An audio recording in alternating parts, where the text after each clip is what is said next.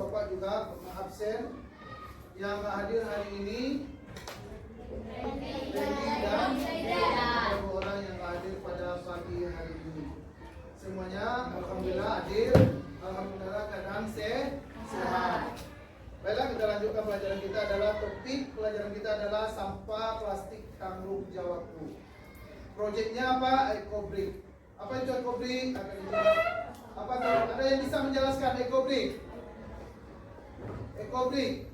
Ada yang bisa menjelaskan? Kemarin sudah dijelaskan juga di bapak kelas sekolah di depan di halaman. Apa itu Ecobrik? Sampah plastik yang bisa didaur ulang. Coba Kevin diulang. Ecobrik apa? Ecobrik. Sampah yang bisa didaur ulang. Jol, apa contohnya? Plastik. Apa lagi? Memang satu plastik itu aja. Yang semisal dengan plastik kertas ya, yang bisa didaur ulang, yang bisa menghasilkan. Tujuannya apa? Tujuan kita pelajari dengan mengangkat tema gaya hidup berkelanjutan dan mengacu kepada profil pelajar Pancasila. Ada berapa profil pelajar Pancasila? 6. Yang kita pelajari nanti ada cuma 2 di sini. Dan mengacu kepada profil pelajar Pancasila. Proyeknya ditujukan untuk membangun kesadaran semua tentang pentingnya mengelola sampah plastik dan melakukan aksi sebagai solusi terhadap masalah sampah plastik. Itu tujuannya. Tujuannya adalah supaya siswa semuanya paham, peduli terhadap lingkungan mengenai sampah, bukan sembarang membuang sampah. Apalagi kita sudah dikelompok-kelompokkan. Ada sampah organik dan ada sampah non organik. Apa tadi? Non organik. Zakira, coba sebutkan tadi ada sampah 2 macam. Pertama, sampah kalau organik, contohnya apa? Daun-daun. Kemudian yang non organik, plastik. Itu yang semuanya sampah yang bisa didaur ulang. Targetnya, jadi tujuan dari targetnya apa? Ada 2 dimensi. Ada yang Bapak ambil dari 6 itu ada yang pertama gotong royong dan mandiri. Melalui pengelolaan proyek ini selain mengambil tema gaya hidup berkelanjutan dan mengadopsinya sebagai gaya hidup sehari-hari, siswa diharapkan telah mengembangkan 2 dimensi profil pelajar Pancasila, itu gotong royong dan mandiri. Gotong royong dan mandiri. Bapak lanjutkan ya, kemudian supaya pembahasan tentang proyeknya, itunya menganalisis jenis sampah. Yang kedua, memahami dan mencari berbagai sumber untuk dilaksanakan dalam proyek. Tentu ada alat-alatnya, bukan sekedar plastik sama itu, ada alat-alat yang lain. Peserta didik membuat Ecobrik.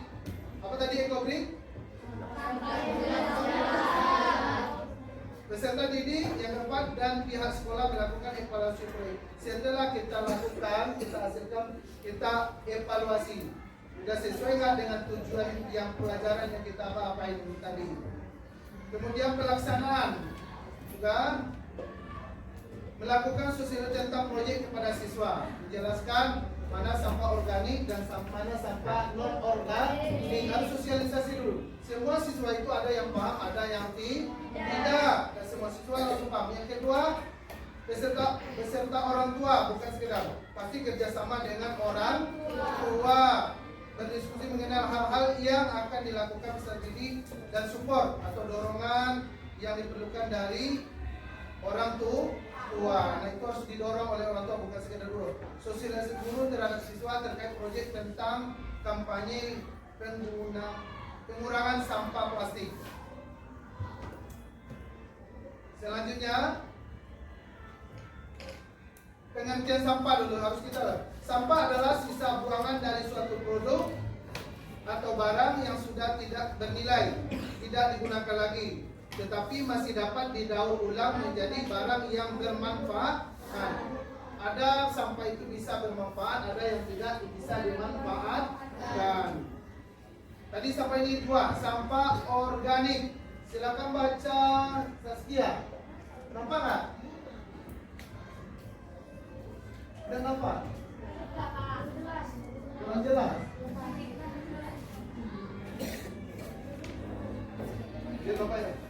Sampah organik. Awak nampak? Coba baca.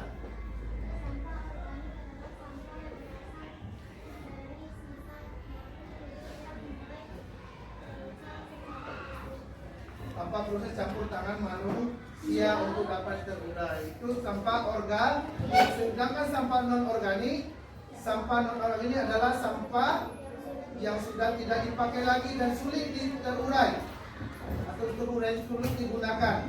Sampah non organik yang tertimbun di tanah dapat menyebabkan pencemaran tanah karena sampah non organik tergolong zat yang sulit diurai dan sampah itu akan tertimbun dalam tanah dan waktu lama. Ini menyebabkan rusaknya lapisan tanah. Nah, jenis-jenis sampah ada sampah organik dan ada sampah non organik. Ini penjelasan.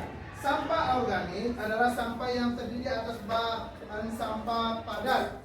Organik, contoh bahan-bahan organik adalah bahan logam, plastik, kaca, karet, dan kaleng. Ini termasuk sampah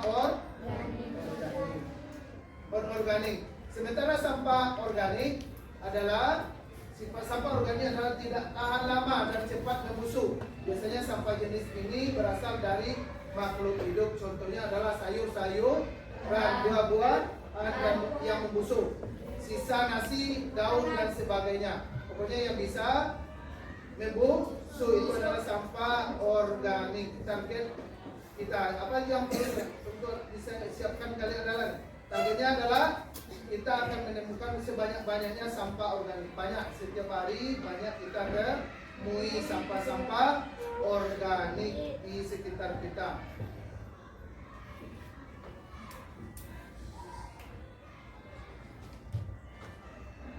Lanjutkan, ini simbol, ada 5 simbol mengenai sampah bahan plastik.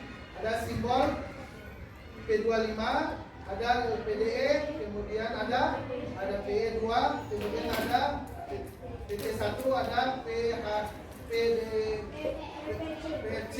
Ini adalah lambang suatu sampah. Ini hasil dari ketika sampah yang bisa didaur ulang, dia menghasilkan bermacam-macam jenis produk. Ini salah satu contoh anak-anak yang mendaur ulang mencari sampah untuk dijadikan bahan organik, ekobrik, yang dijadikan ekobrik. Tujuannya apa? Menemukan ide atau gagasan kreatif setelah melakukan studi lingkungan. Artinya apa? Mencari suatu lingkungan, kita di situ mencari bahan-bahan atau alat-alat untuk dibuat untuk sebagai pekerjaan kita, atau aktivitas kita untuk membuat suatu produk. Kemudian langkah 3 dan guru mengajak siswa untuk mengunjungi tempat pembuangan sampah yang berada di sekitar lingkungan. Contoh kita di samping kelas 5 apa tuh? 5B. Sekolah siswa mendikasi upaya untuk mengurangi sampah plastik. Guru mengajak siswa berdiskusi. Kemudian mengenai manfaat sampah yang mereka ketahui. Ada manfaat sampah. Ini manfaatnya. Manfaat sampah, ternyata sampah juga memiliki manfaat. Walaupun terbilang sampah ini banyak negatifnya, berikut ini adalah manfaat sampah. Yang pertama, ada bisa sebagai pupuk organik. Bisa jadi pupuk. Apa itu? Setelah yang bisa didaur ulang tadi, kemudian yang tidak bisa didaur ulang, bisa ada yang dijadikan untuk pupuk tanaman sebagai sumber humus. Kemudian didaur ulang menjadi berbagai jenis produk yang bermanfaat. Contoh ini di sekolah kita apa nih? Ekobrik. Kemudian dapat dijadikan bahan bakar alternatif.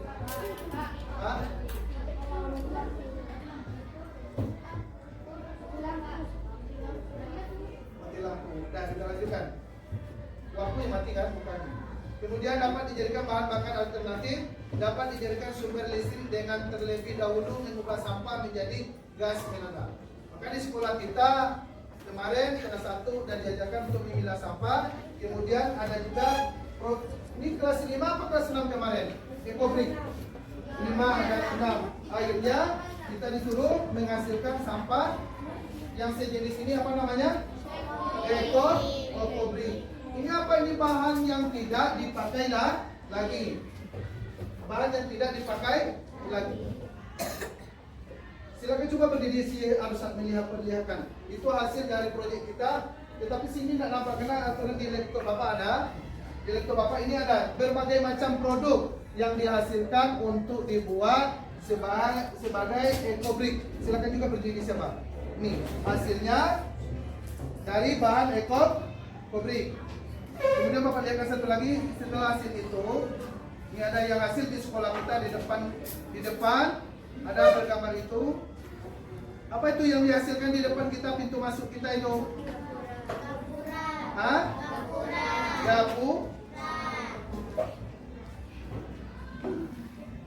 Gapura. Gapura apa itu? Betul gapura itu? Coba dilihatkan sama teman gapura.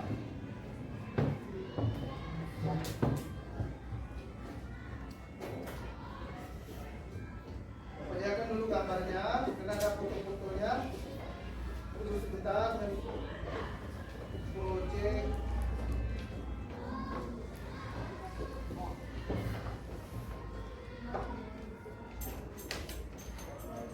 Ini anak kelas 5 lagi proses membuat itu. Ini anak Bapak lihat kelas 5.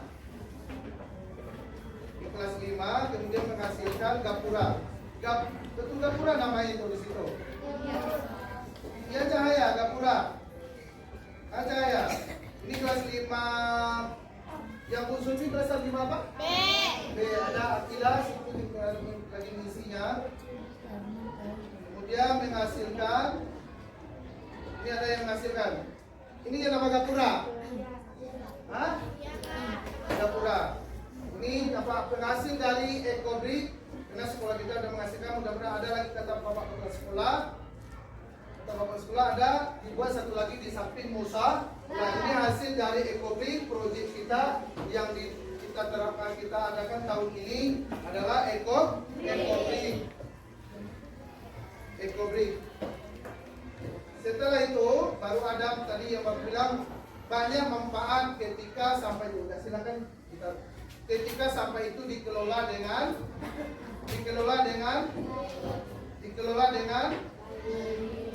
baik. Ketika dikelola dengan baik akan menghasilkan. Dihasil banyak yang dihasilkan bisa bermanfaat, bahkan bisa dijadikan sebagai produk yang bisa dijual dan dibeli oleh orang.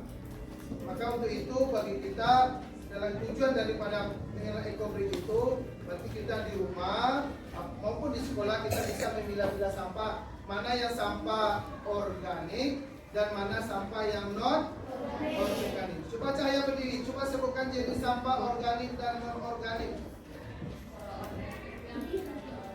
Berdiri Cahaya, boleh nampak. Yang organik itu seperti daun-daunan, makanan, sayur-sayuran dan buah-buahan.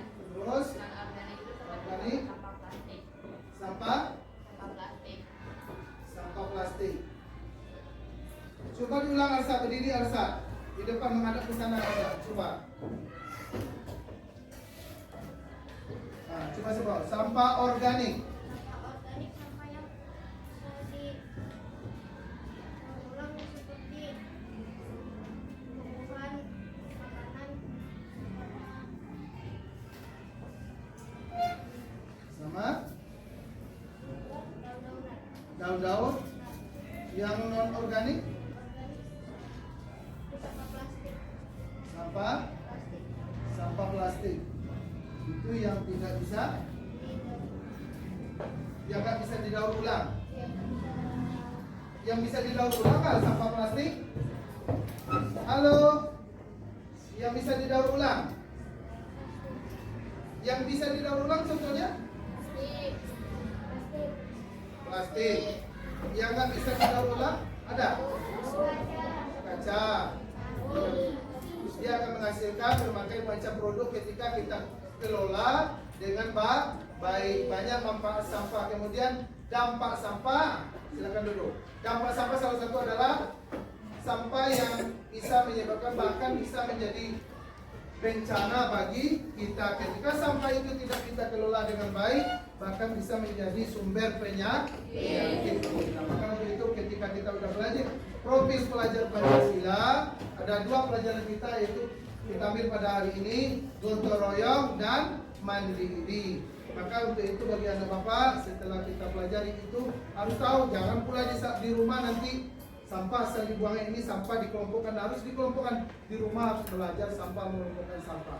Ketika sudah terbiasa, insya Allah sampai besok besarnya akan terbiasa nanti untuk mengelompokkan sampah-sampah yang organik dan non-organik.